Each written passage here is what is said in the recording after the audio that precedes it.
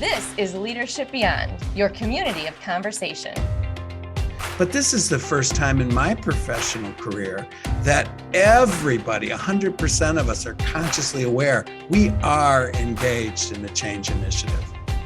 Yeah, everything. I mean, COVID caused us all to go through change, right? At the same time, but our experiences were so different. Facing these unprecedented times in isolation is pure insanity.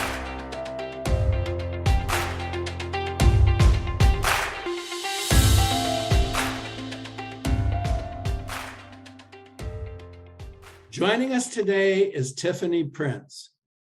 Tiffany Prince is an internationally renowned speaker, consultant, and coach, and founder of Prince Performance, LLC.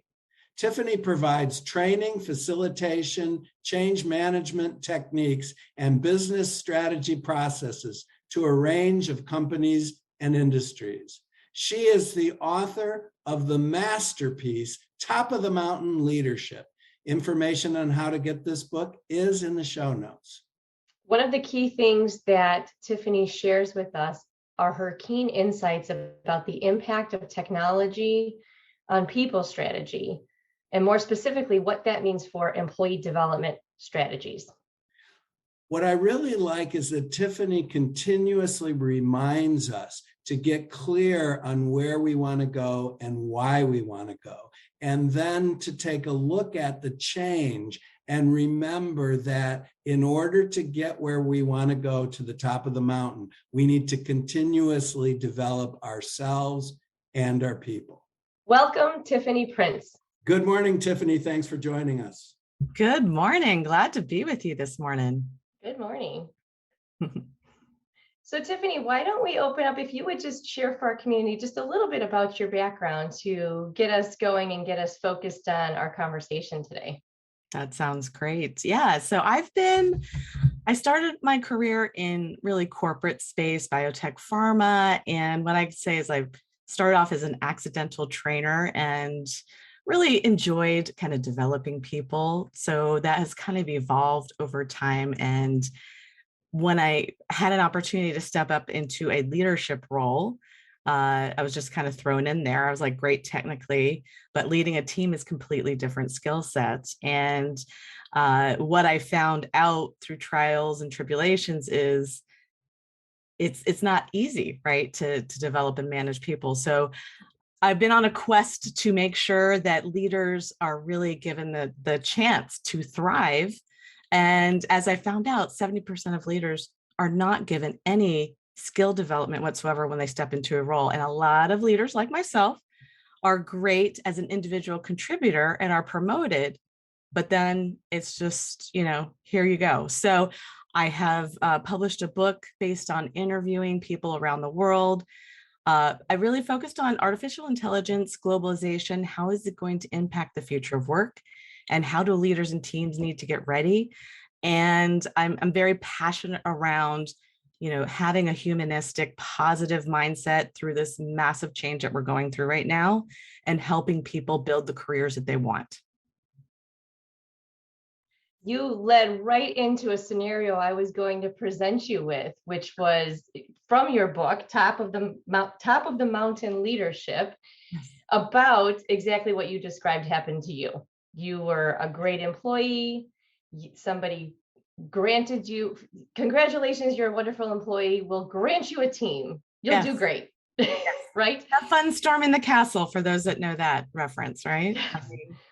No onboarding about leading, just, you're an individual contributor and now you can help others be wonderful individual contributors. And so what often happens next if there is no onboarding, no development for leadership skills coming from an individual contributor role? What have you seen have been the pitfalls of that scenario? Yeah. If people don't understand how to coach, mentor, and give feedback to their people, generally I see there's a large percent of leaders that actually fail.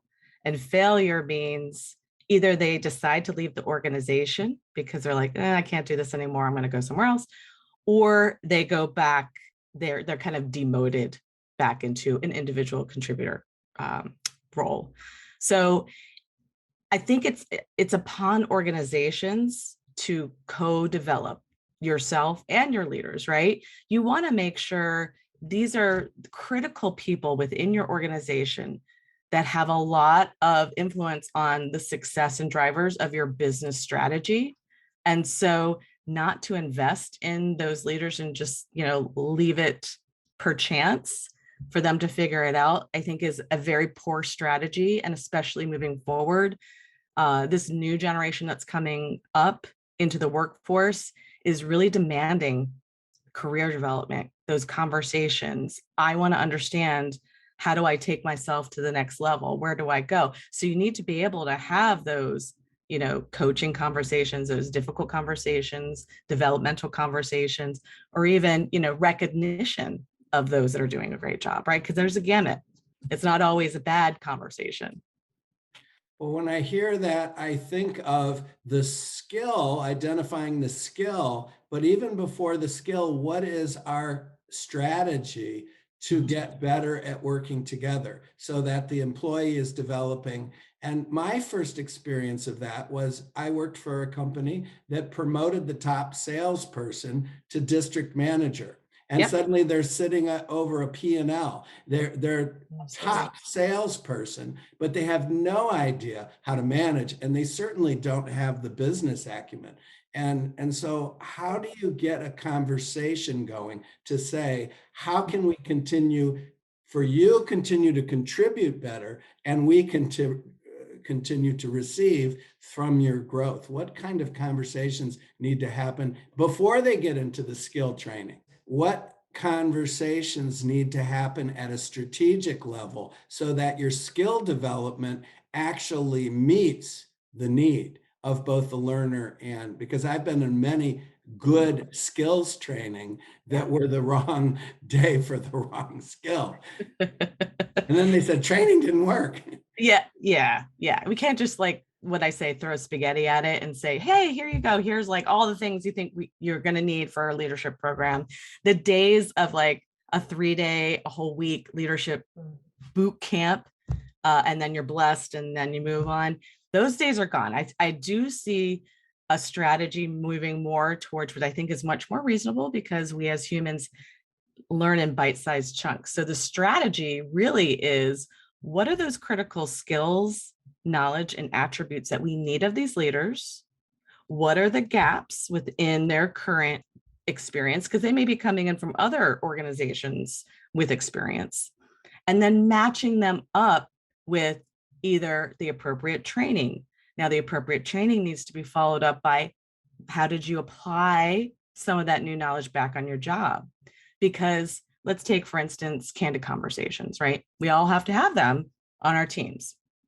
At some point, you're going to have that. That can be a difficult conversation for the first time in a leader, because it is uncomfortable. You don't know how that employee is going to react. So having somebody like a mentor, like your direct line manager, like a peer, to be able to kind of think about that conversation ahead of time and practice some of those things ahead of time is really key to be able to be successful. So it's kind of just pulling all these things together. I kind of I'm sure you've heard of the 70-20-10 rule for development, right? So 70% of it is really experience, applying and doing. 20% is coaching, mentoring, finding somebody to help you, guide you on those boulders that we have along the way that we're learning and challenging ourselves. And then 10% is that training and knowledge piece. So if we have a good mix of that, I find leader programs that have that mix and have invested in their leadership teams that way are much more successful. Their teams are happier, they produce more, they're more productive, and they're happy teams. They love to go to work every day. That's what we want. So it's fair to say that it isn't just invest in the development of your people, it is divest intentionally and strategically in your people over time. Over time. Yes. The temptation, we better do some training, and then exactly seeing that. Yes. Absolutely. Yeah. Overtime is the key. Little bits. So I tend to advise my clients that I'm working with, let's pick one, maybe two skills a month. So you do, a 90-minute session on what is a good coaching strategy? Like how, what's a formula? So like a grow formula, for instance, that's pretty popular. What does that look like? And then how do you have conversations? And maybe here's a template for you, right? Because again, if that's the first time that you're doing that, it's important to kind of give them a roadmap and then they can figure it out themselves. They'll make it their own once they are more comfortable with it. And then have that followed up by group coaching sessions. And it's optional. If you want to come in, hey, I have a conversation I need to have, but I'm not quite sure how to set this piece up or how do I do that? They can bounce it off their peers. As a facilitator myself, I can, provide my experience and knowledge on what has worked in the past. And at the end of the day, they have a good idea of how that can go. So it gives them more confidence, which helps them. And it helps their team too, because imagine a leader going in there going, I have to have a conversation with you. Like, how is that going to feel? They're like, oh God, what did I do? Am I going to get fired? We automatically go to the worst case scenario. Yeah. And this is such a mindset shift for leaders and organizations because you cannot budget for, we're going to invest in a leadership program or a manager onboarding program and off you go. And then now you know everything you need to know to be a great leader. Yeah. It takes more actually to implement a program that you're describing. You have to have that solid investment in not only monetary for the development of it, but in the people who are serving as the facilitators and the mentors. And it really does cascade down and begin with the leaders of those you're mentoring, right? They cannot say, yeah, go do that thing. I'm off to the side, go learn this and I'll be around if you have questions, but then not actually be around. They have to really invest in that too. Absolutely. Yep. And I find also when you pair up, so you have the mentor, which hopefully that's not your direct supervisor. What I found, right? Because sometimes you want to have that conversation with somebody else or have a different perspective, right? Because we all have our own unique leadership style. I also find for the direct line manager or supervisor or director, whatever, to have an individual development plan that is specific again for that leader. Because again, we all come in with unique skills, knowledge, and abilities. So these plans do need to be personalized depending on where you're coming from in your organization or even the outside skills and knowledge that you have brought in. So let's take that hybrid. Now what? Now we've got, this is a tough program to implement when everybody's in an office together. Now let's implement this where we've got a mix of some people are in the office sometimes, some people are not in the office ever. Yeah. What guidance do you have for adding that variable to a program like this? I think it kind of goes back to in learning and development, we've been talking about blended learning, flipped classroom forever, right? And we said, yeah, that would be a good idea. But what I have seen over the last 2 years is we had to kind of pivot. We had to go, the remote way. We had to do the Zoom calls for development. I spent my first 9 months converting a lot of in-person training to virtual. So we know that we can do that. And I think it's being strategic. When do we want to actually get together? Because there is value in bringing people together. And what I always say, even with like a kickoff of a client meeting with a new person or a kickoff of anything, I strongly believe that first day really should be in person. And the reason why is you want to build that connection. You want to build that community of people and see who else is in that program. Because part of the value of going through that program is having that peer network, that dial a friend. They're going through the same thing as you, right? And I've seen that synergistically work really well with a peer-to-peer kind of helping each other along with the mentors. So just having that network and having that technology to kind of support them through that. So I've used, with clients, Teams channels, right? We'll run, uh, different things like put up your favorite leadership quote, right? And then people will vote on it. It's just, engaging. Here's a really interesting Harvard Business Review article that we think you would like. What are your thoughts on that? Being able to, again, that group coaching piece can probably be virtual.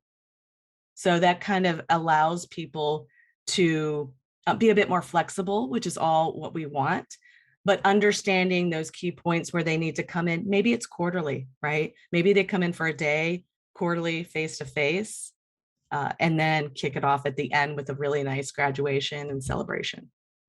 You mentioned a company that you think did the hybrid leadership particularly well.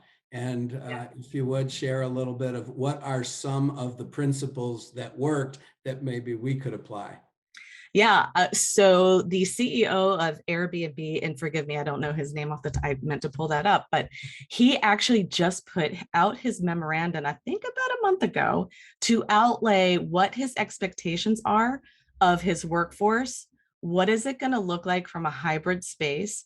And they are remote first, but realizing that some people, like headquarters people, there's some jobs that will need to be in the office.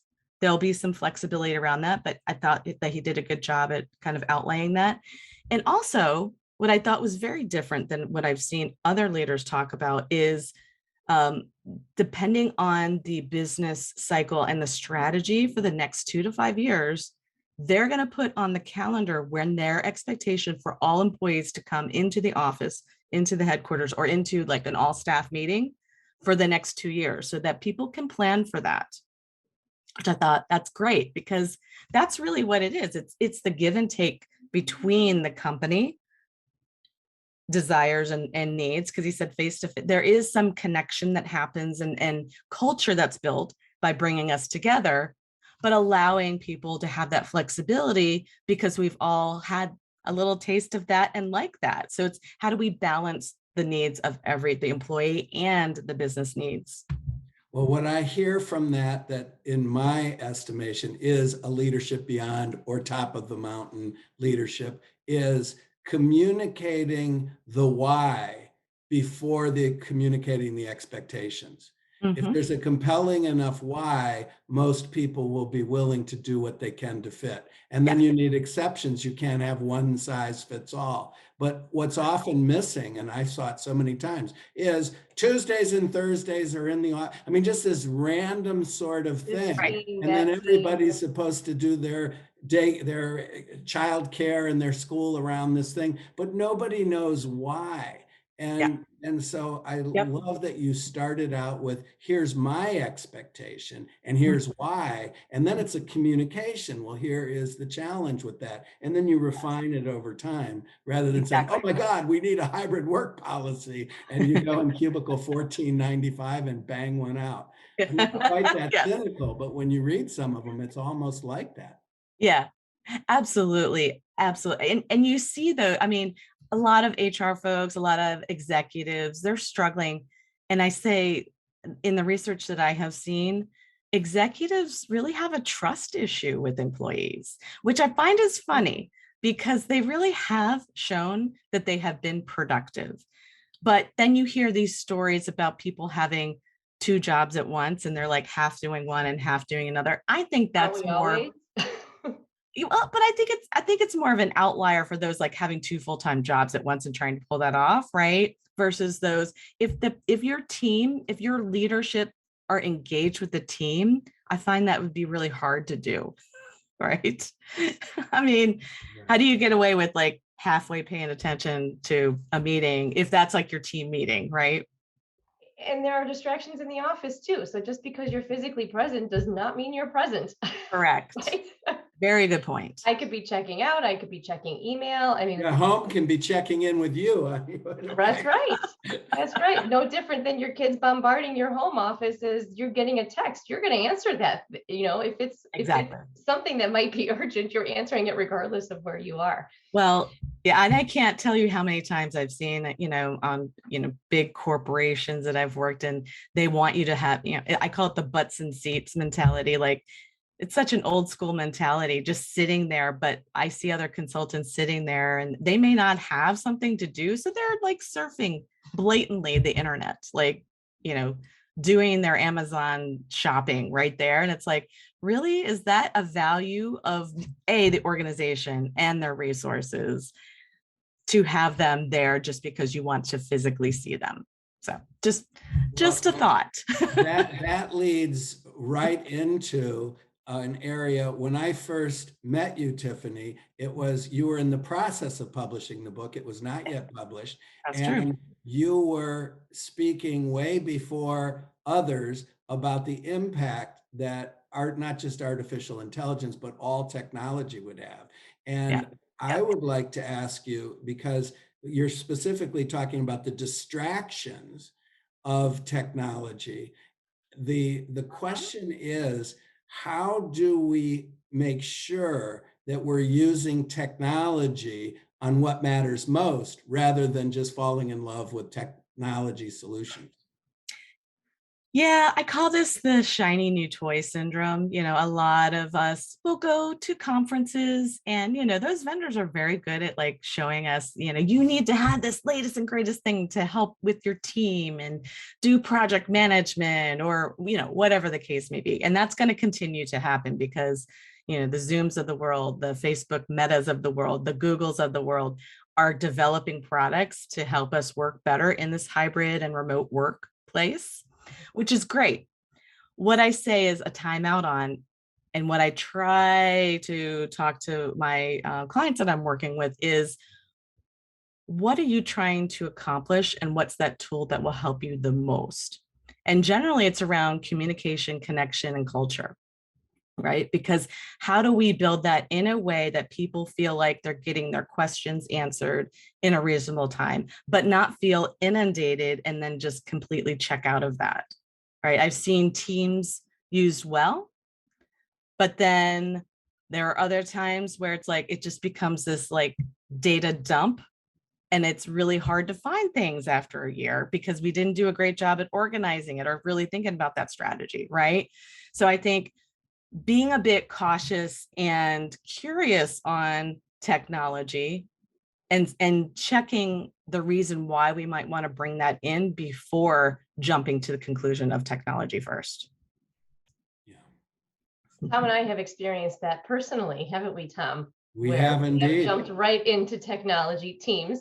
And Yeah. and we had a mess that we had to organize at some point. We're like, we the can't find question anything. is, are you running the technology or is the technology running you? I had the same thing with Pipe Drive. I felt like for a while that my purpose in life was to learn how to use software effectively instead of how to stay in front of the clients that matter. So these things can become out of hand. So what I really hear you saying in each segment we talk about is get to the why, get clear on where you want to go and why you want to go there. And then all of these things can support you. But if you lose sight of that or lose anchoring, you're just never going to run out of apps to try. There's a software solution, So shiny toy.